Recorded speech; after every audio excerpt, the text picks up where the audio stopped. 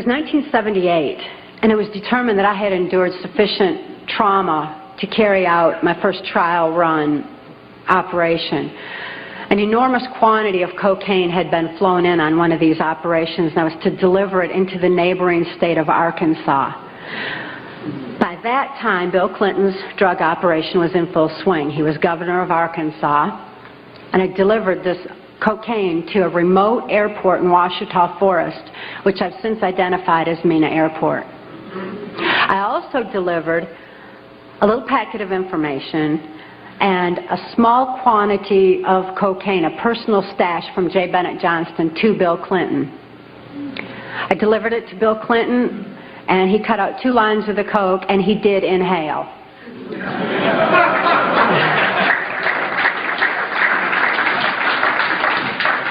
That certainly wasn't the only time I saw Bill Clinton using cocaine. My sexual experience with Bill Clinton was extremely limited, in spite of the fact that I was a sex slave. It was my experience that Bill Clinton is bisexual, leaning far more towards a homosexual end. All I've ever seen him involved in was a homosexual activity, with very limited experience with him myself. Whereas my experience was much more prevalent with Hillary Clinton, because Hillary is also bisexual, leaning more towards a homosexual end, and it was she who accessed my sex programming to fulfill her perversions. People have all kinds of belief systems, and I'm sure each and every one of you has various and different belief systems as well. Regardless of what your belief system is, it is imperative that you know that these criminals are people. They are within our realm to affect. They need to be held accountable for their actions and their crimes against humanity.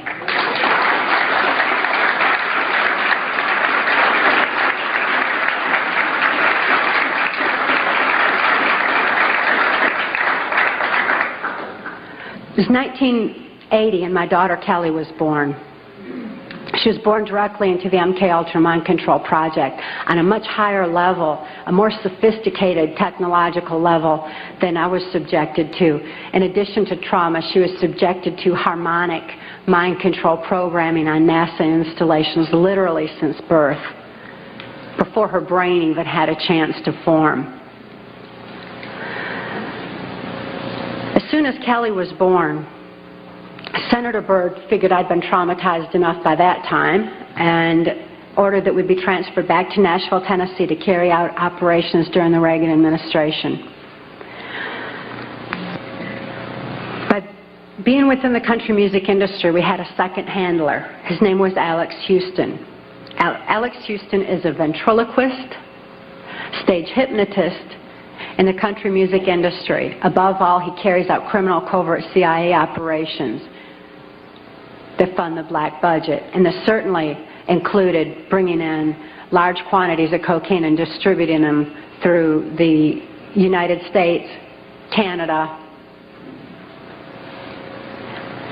He was working at that time and provided a cover for me to be taken throughout the United States, Canada, Mexico, and the Caribbean for these criminal covert operations.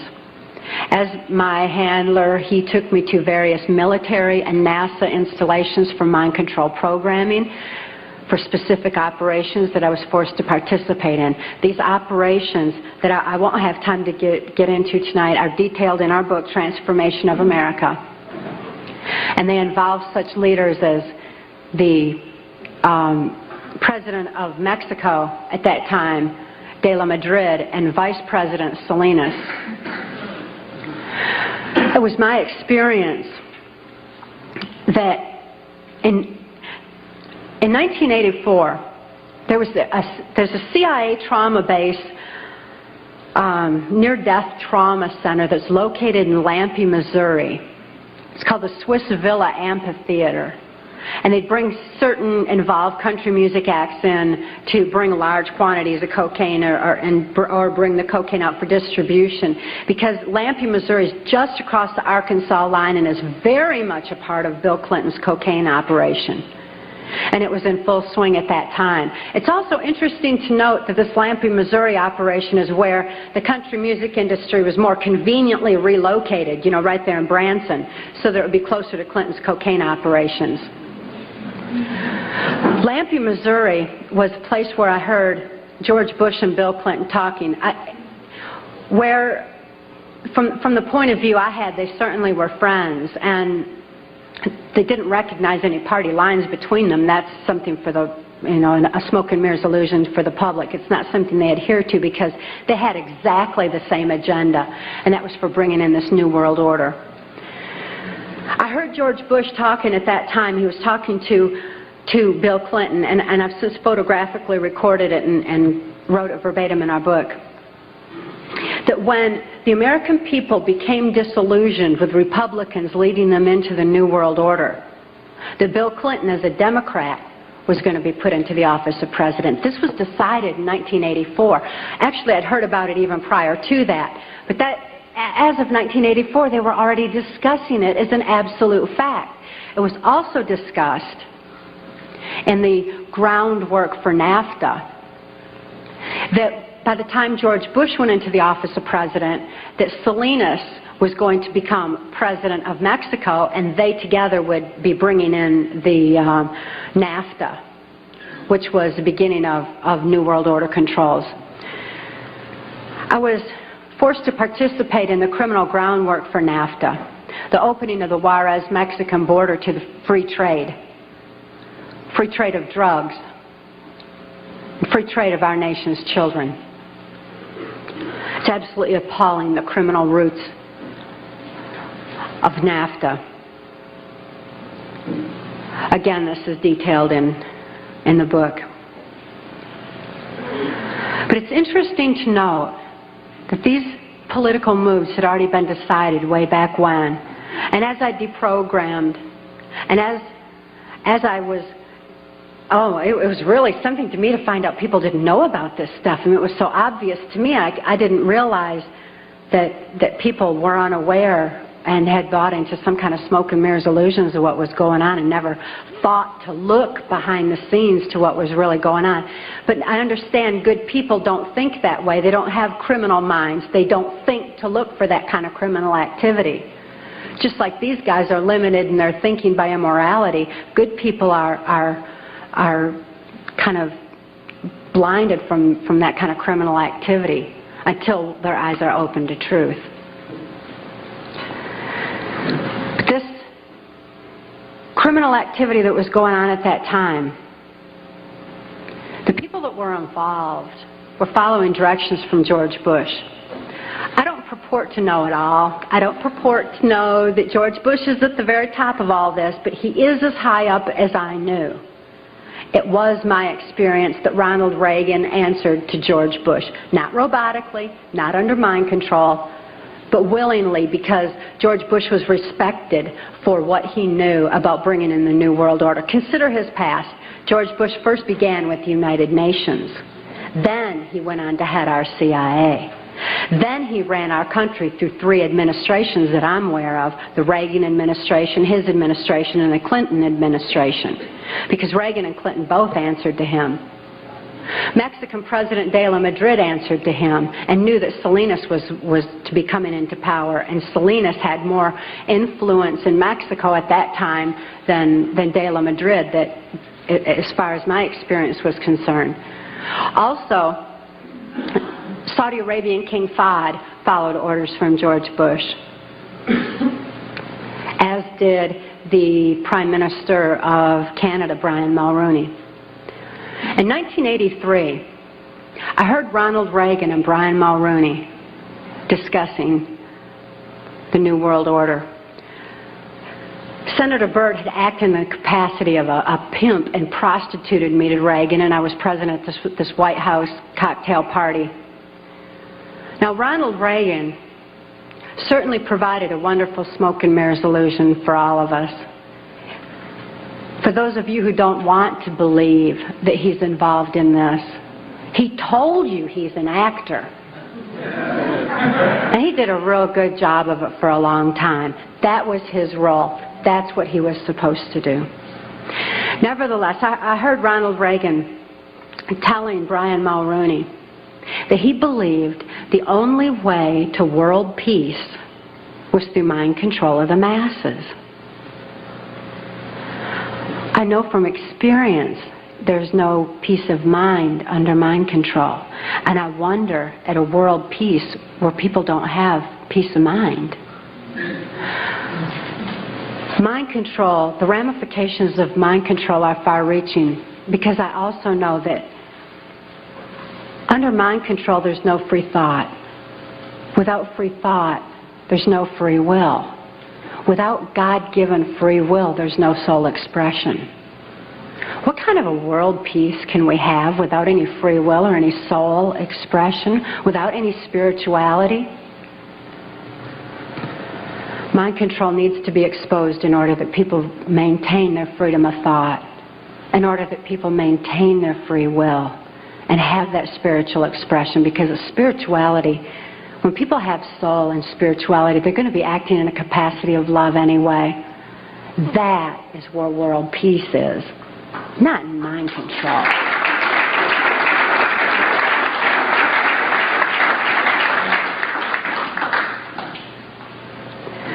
By 1988, I'd been forced to participate in numerous operations against my will, all of which I certainly would never have done. I guess if I had had any part of me that was willing to do anything like that, mind control would not have been necessary. I'm appalled at what I was forced to participate in, but I am relieved that this information's getting out, that people are passing the book Transformation of America hand in hand, hand to hand, so that hand in hand we can take back our country. This information is information that you have a right to know and a need to know, and their controlled medias are not going to suppress truth. Truth prevails.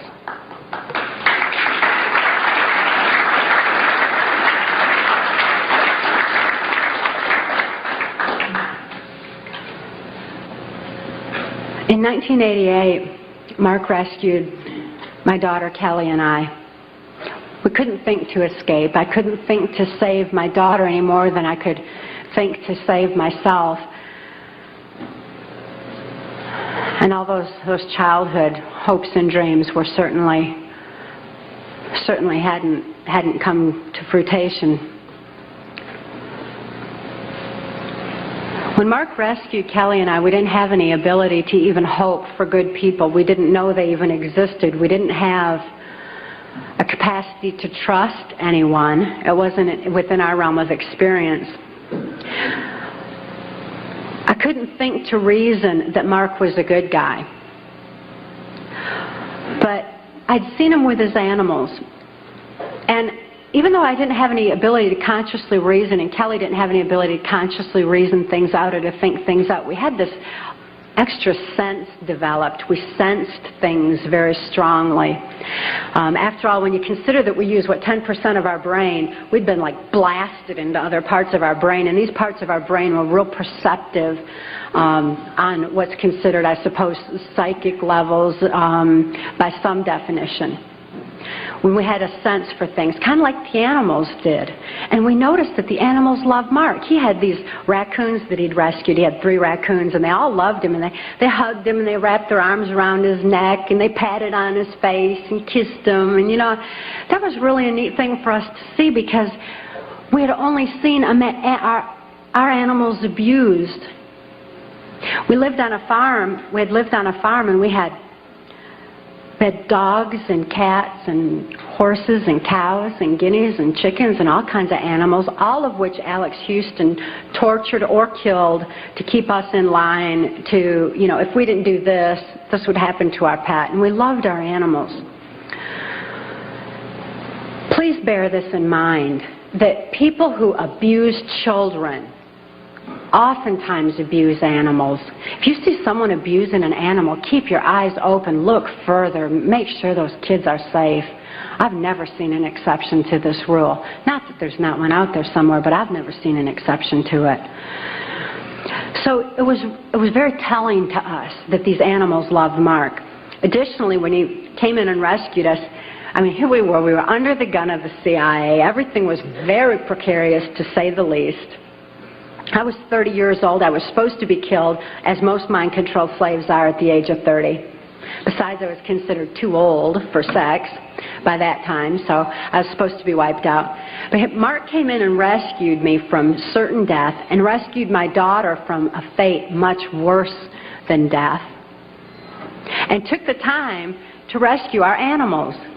He packed up all those cows and horses and guineas and chickens and loaded them up on these different trailers and everything and brought them to safety as well. This had a profound impact on Kelly and I.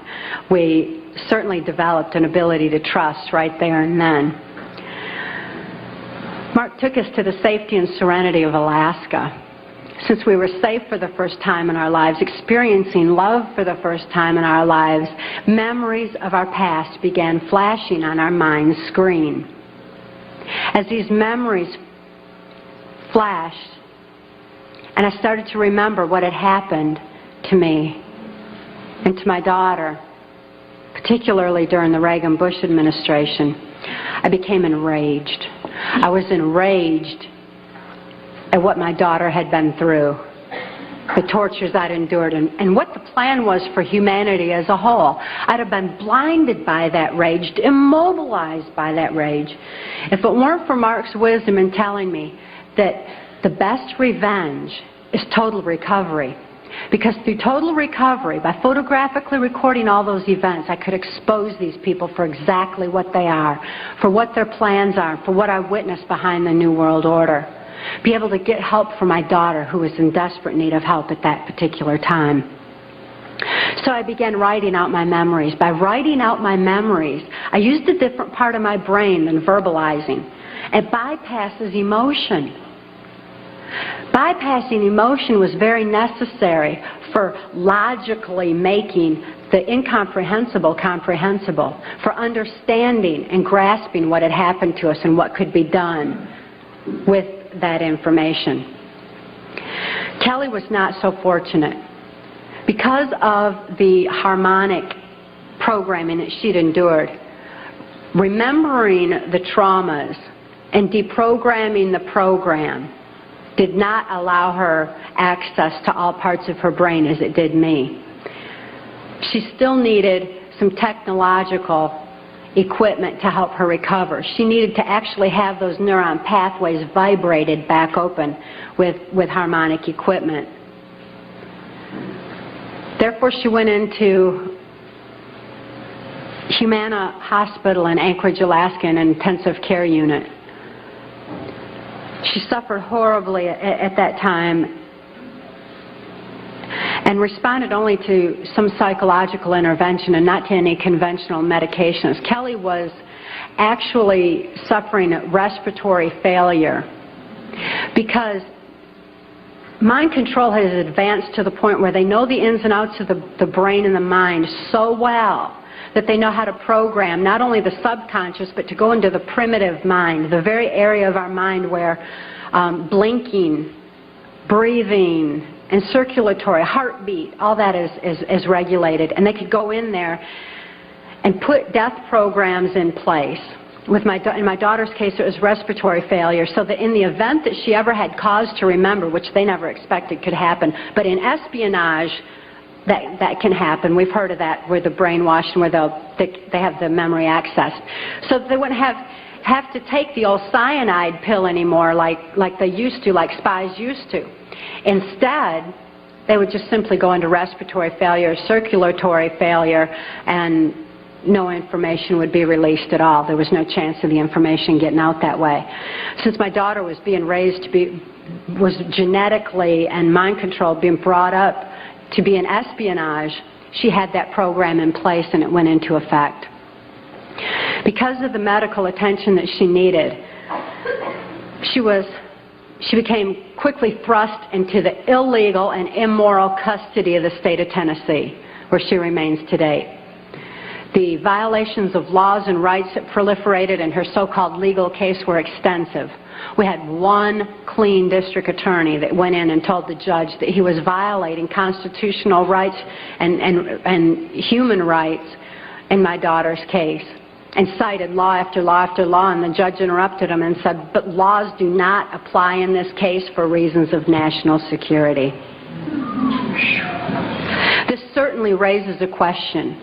What does national security have to do with a documented, validated, and proven rape and molestation of a child's mind and body?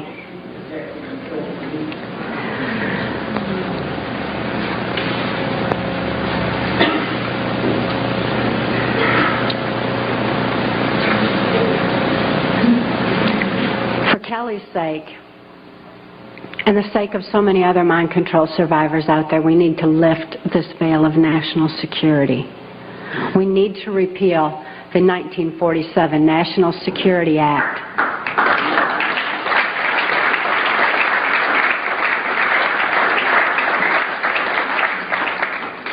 This is a national security that's threatening the security of our nation when it covers up such crimes against humanity as mind control, when it covers up the CIA's so-called war on drugs, when it covers up the selling out of our country to New World Order controls. That's a national security that has nothing to do with the security of our nation. This national security has kept information pertaining to mind control for all of you for far too long. We've got to get this information out. We've got to arm others with knowledge on mind control, because knowledge is our only defense against mind control. We need to get this information out in detail so that we can all be more effective in our particular areas of taking back our country and ultimately taking back our world, for Kelly's sake, for the sake of all the other mind control survivors and victims that I know are out there. There's many, many of them. And for the sake of humanity as we know it. It is truth that sets us free. Please help us spread the word. Thank you.